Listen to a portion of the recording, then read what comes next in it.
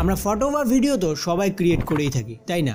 তো অনেক সময় কি হয়, আমাদের তৈরি ফটো বা ভিডিওটা অন্য কেউ ডাউনলোড করে নিয়ে বিভিন্ন জায়গায় স্ট্যাটাস দিয়ে দেয়, বা কি হয় যে অনেক সময় তারা বিভিন্ন জায়গায় আপলোডও করে দেয়।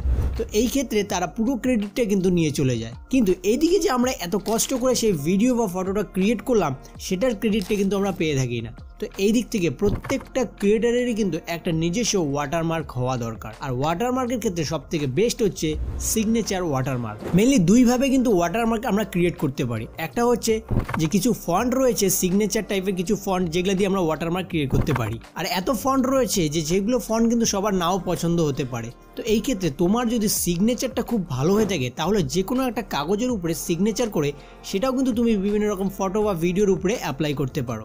তো আজকের ভিডিওতে আমরা দুটো প্রসেসেরই কথা বলবো, কিভাবে তুমি একটা stylish signature watermark easily create করতে পারো।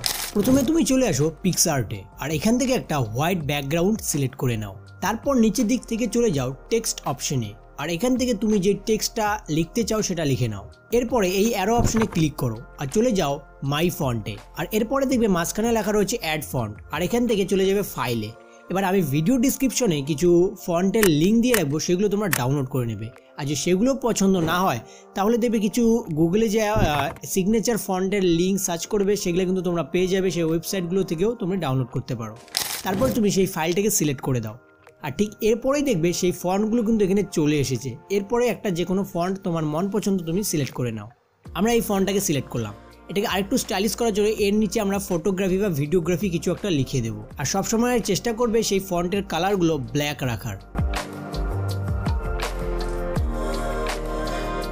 তো দ্যাটস ইট। ঠিক এইভাবে আমরা ইজিলি একটা সিগনেচার লোগো কিন্তু ক্রিয়েট করতে পারি। আর ঠিক এটা কিভাবে অ্যাপ্লাই করতে হয় সেটা আমি পরে বলছি। এবার আমরা কথা বলবো নিজস্ব সিগনেচার দিয়ে কিভাবে একটা ফন্ট ক্রিয়েট করা সম্ভব। তো সর্বপ্রথম আমরা কি করব, একটা হোয়াইট কাগজ নিয়ে নেব এবং তার উপরে আমরা ব্ল্যাক পেন বা ব্লু পেন যে কোনো কালারের পেন দিয়ে আমরা একটা সিগনেচার করে নেব। তোমরা চেষ্টা করবে বেশ কয়েকটা সিগনেচার করার, এবং তার থেকে যেটা বেস্ট হবে আমরা সেটা দিয়ে ক্রিয়েট করব।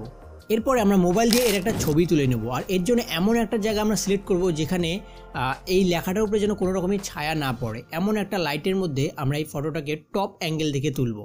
এরপরে আমরা সেই ফটোটাকে পিক্সআর্টের মধ্যে অ্যাড করে নেব। এবার আমাদের কাগজের যে সাদা অংশটা আছে সেটাকে আরেকটু ব্রাইট আপ করার জন্য আমরা এর উপরে কিছু কালার এফেক্ট অ্যাপ্লাই করব। আমরা চলে যাব টুলসে, আর এখান থেকে চলে যাব কার্ভ।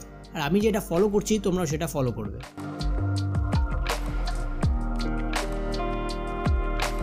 এরপর আমরা চলে যাব অ্যাডজাস্টমেন্টে, আর এখান থেকে স্যাচুরেশনটাকে আমরা বাড়িয়ে দেবো।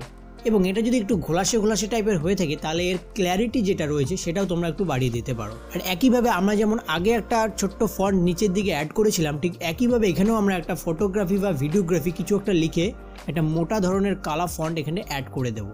এরপরে আমরা এটাকে দুটোভাবে সেভ করব, একটা হচ্ছে হোয়াইট পেপারে, একটা হচ্ছে ব্ল্যাক পেপারে। তো সর্বপ্রথম আমরা এটাকে সেভ করে নিই। সেকেন্ড হচ্ছে এটাকে আমরা একটু ব্ল্যাক কালারে সেভ করব। তার জন্য আমরা চলে যাব এফেক্ট প্যানেলে, আর এখান থেকে কালার। তারপর আমরা অপশন দেবো নেগেটিভ, আমরা নেগেটিভটাকে সিলেক্ট করে দেবো। আর এরপরে এটাকে আরেকটু ব্ল্যাকিশ করার জন্য আমরা একইভাবে কিন্তু কার্ভ থেকে এটাকে একটু ডার্ক করে নিতে পারি। এটা হয়ে গেলে দ্যাটস ইট। এটাকেও আমরা এবার সেভ করে নেব। তো আমরা দুই রকমের কেন সেভ করলাম, কারণ আর সবগুলো ফটোর উপরেই কিন্তু যে সাদাটা ভালো লাগবে তা কিন্তু না, কোনো কোনো ফটোর উপরে কিন্তু কালারটাও অ্যাপ্লাই হতে পারে। তো এই দিকটায় ফলো রেখে আমরা এটাকে একটু দুই রকমভাবে সেভ করে নিলাম।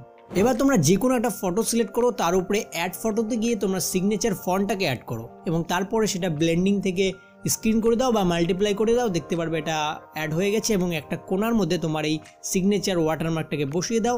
That's it. দেখবে তোমার ফটোটা অনেকটা কুল লাগবে। ভিডিওর ক্ষেত্রেও ঠিক একইভাবে তোমরা লেয়ার থেকে প্রথমে এটাকে অ্যাড করে নাও, এবং তারপরে তোমরা ব্লেন্ডিং থেকে স্ক্রিন বা মাল্টিপ্লাই করে ভিডিওর এক কোণায় বসিয়ে দাও। দ্যাটস ইট, তোমার ওয়াটারমার্ক ইজিলি কমপ্লিট। তো এই ছিল ওয়াটারমার্ক নিয়ে আমাদের একটা ছোট্ট মোটো ভিডিও। ভালো লাগলে অবশ্যই লাইক, শেয়ার, কমেন্ট, সাবস্ক্রাইব করতে ভুলবেন না। দেখা হচ্ছে খুবই শীঘ্রই নতুন কোনো ইন্টারেস্টিং ভিডিওতে। ভালো থাকবে, সুস্থ থাকবে, বাই।